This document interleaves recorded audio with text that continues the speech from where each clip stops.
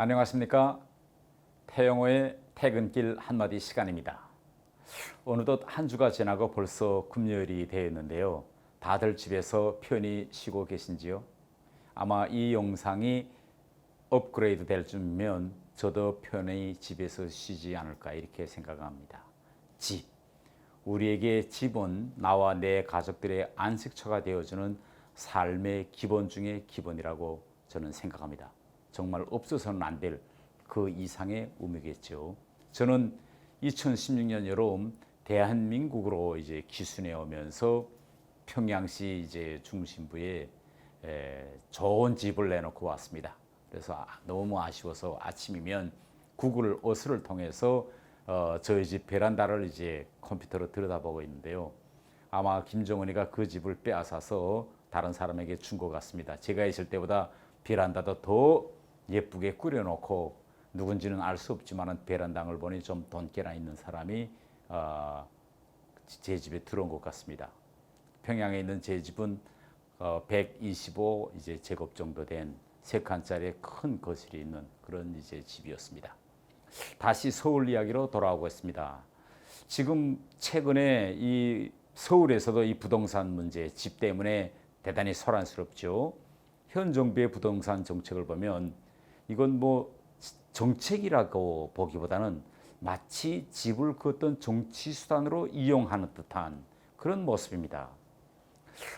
그도 그럴 것이 불과 6.27 부동산 대책이 나온 이후 얼마 되지 않았는데 집값을 잡는다고 발표한 이 대책이 오히려 전국의 아파트 가격을 상승시켰습니다. 전국의 전세값은 52주 연속 상승세이며 집값을 잡겠다고 집중했던 서울도 아파트 가격이 올라 대책 이전과 다르지 않습니다. 규제가 집중된 저의 지역구인 강남이나 송파도 소폭 상승했습니다.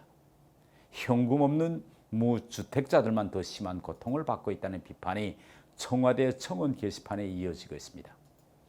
이렇듯 정부의 여러 가지 대책에도 불구하고 집값이 잡히지 않고 있는 것은 그동안 20여 번에 걸친 대책에 근본적인 문제가 있다는 뜻이 아니겠습니까? 과거 2017년 8.2 대책과 2018년 9.13 대책, 또 지난해의 12.16 대책 때에는 발표 직후 한두 달 정도는 상승폭이 꺾이는 듯 하였는데 다시 집값이 올랐고 이번 6.17 대책도 반짝 효과를 거둘 수 있겠다라고 예상했는데 그렇지도 않았습니다. 그것은 이번 6.17 대책에 심각한 문제가 있기 때문이라고 봅니다. 첫 번째, 시장의 공급과 수요 이것을 맞춰야 한다는 시장 경제의 원리에 맞지 않게 규제만 집중했다라는 이제 평가가 있습니다. 둘째로서는 신규 재건축의 경우 2년 거주 의무가 있다는 내용이 들어가 있습니다.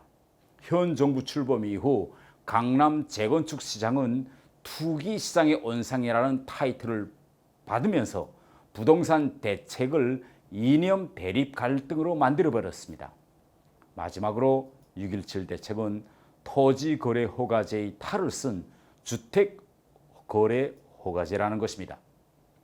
토지거래 허가제는 신도시를 개발하는 등의 상황에서 빈 땅에 투기 세력이 유입되는 것을 막기 위해 도입된 개념입니다.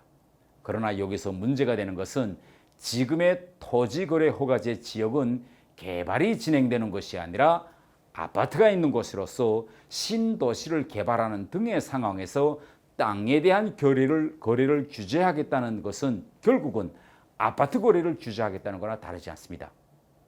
여기에 우리 국민들은 자기 집 한 채 갖기가 더욱 어려워졌고 집을 이미 가지고 계시는 분들은 유지하기가 힘들어졌으며 2채 이상 부동산을 보유했을 경우 마치 죄악시되는 이런 현상이 나타났습니다.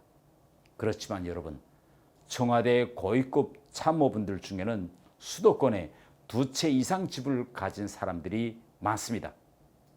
결국 이 정부 들어 평균 7억 원 넘게 늘었다 이분들의 재산이, 이런 언론 보도가 계속 나오는데 한국에서 아직 집 한 채도 없는 저 같은 사람이 이런 보도를 들을 때마다 대단히 허탈해집니다.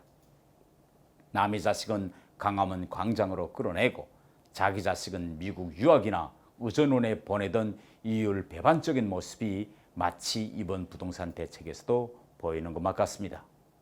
부동산 대책도 시장경제의 원리에서 자유로울 수 없습니다.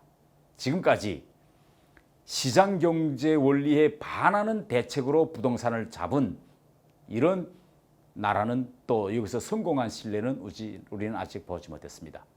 규제를 통해 통제하려 들지 말고 공급을 늘려서 자연스럽게 가격이 떨어지게 해야 한다고 생각합니다. 예를 들면 제가 선출된 지역인 강남 갑의 경우 재건축을 허용하지 않는 이유가 강남 부자들의 배불리기라는 생각 때문이라는 이런 인식이 있는데 저는 그 인식 자체가 틀렸다고 생각합니다.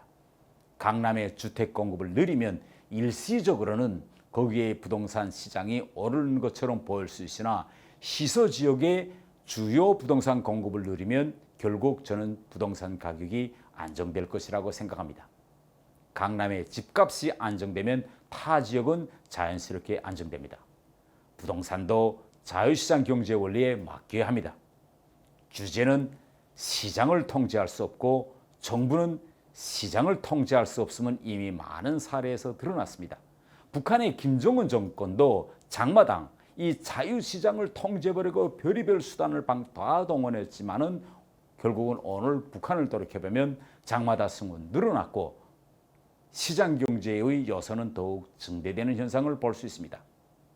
여러분, 부동산, 즉 우리의 집은 그런 정치적 수단의 도구가 되어서는 안 됩니다. 그렇게도 인간 다음에 정의, 공평, 평등이 중요하다면서 가진 자의 재산을 빼앗고 아직 가지지 못한 분들의 희망을 빼앗는 현 정부의 부동산 정책은 결코 바람직하지 않습니다. 오죽하면 여당도 현 정부의 부동산 정책이 사실상 실패했음을 인정했을까요? 저는 자유 대한민국이 허락에 마련한 우리 가족의 집에서 따뜻한 온기와 웃음소리를 계속 듣고 싶습니다. 여러분도 그렇지 않으신가요? 오늘 태영호의 퇴근길 한마디였습니다. 감사합니다.